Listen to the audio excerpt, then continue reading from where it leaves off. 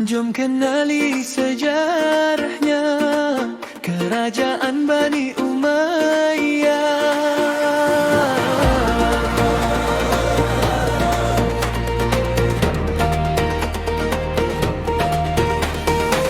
Asal nama Umayyah, sempana nama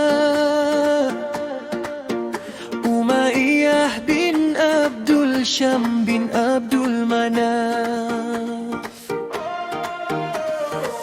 Muawiyah bin Abi Sufyan, pengasas kerajaan Umayyah.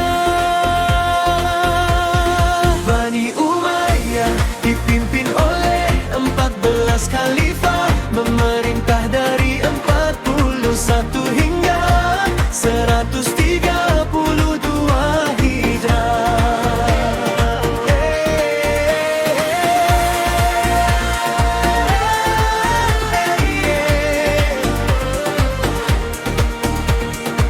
Pusat pemerintahan di Damsyik, menguasai sebahagian besar benua Eropah, Asia dan Afrika. Muawiyah bin Abi Sufyan, khalifah pertama berjasa. Marwan bin Muhammad, khalifah terakhir dikenal.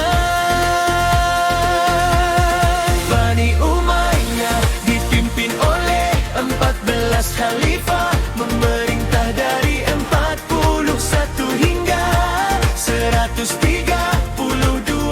Hijrah.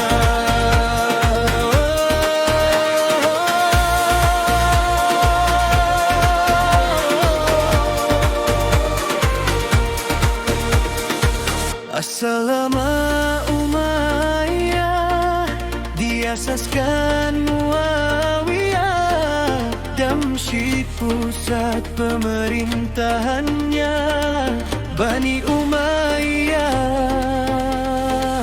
tetap di hati. Bani Umayyah dipimpin oleh 14 khalifah, memerintah dari 41 hingga 132